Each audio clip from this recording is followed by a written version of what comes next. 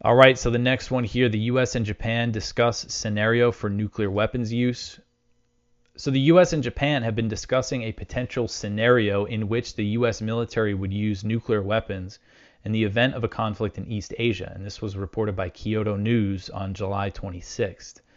So, I had to mention in this story on the top here that, of course, Japan is the only country in the world that's ever suffered a nuclear attack when the U.S. dropped 2 atomic bombs, one on Hiroshima and the other on Nagasaki, killing hundreds of thousands of civilians. The 80th anniversary of those two events are coming up very soon. But now Japan is technically under the U.S. nuclear umbrella.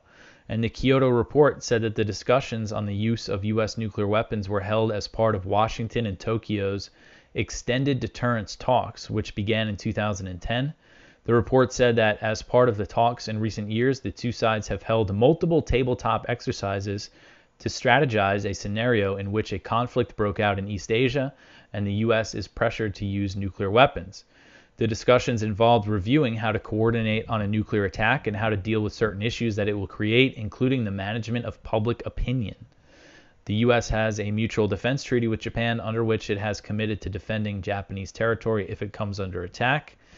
And experts told the South China Morning Post that a stronger commitment regarding the U.S.'s nuclear umbrella could ease some Japanese concerns about supporting the defense of Taiwan if it's attacked by China. U.S. officials have been pressing both Japan and Australia to make commitments on what they would do in the event of war with China over Taiwan. Elbridge Colby, the China hawk in the Pentagon, is apparently pushing for that, to get Japan and Australia to make commitments, essentially, to get involved in the war. So apparently, Japan, essentially what they're saying is that the stronger commitments on the nuclear umbrella will make Japan more likely to make commitments on Taiwan.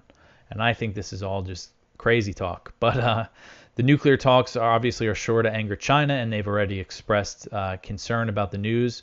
The Chinese Defense Ministry spokesman said, quote, "As a country that has suffered nuclear bombings, Japan should have a deep understanding that nuclear war must never be fought," end quote.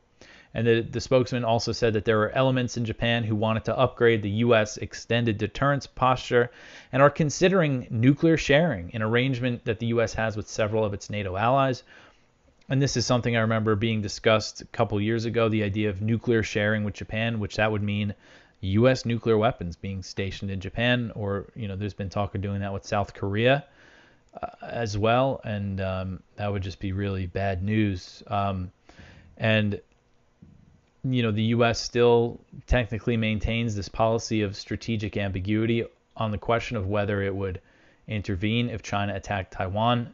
But on the other hand, the U.S. military is openly preparing for war with China over Taiwan, despite the risk of nuclear war. So, I think the whole way people think about this whole situation in Asia needs to be change. This idea that we can even go to, fight a war with China just needs to be completely removed from the conversation. It's just, you make certain things inevitable when you plan things like this.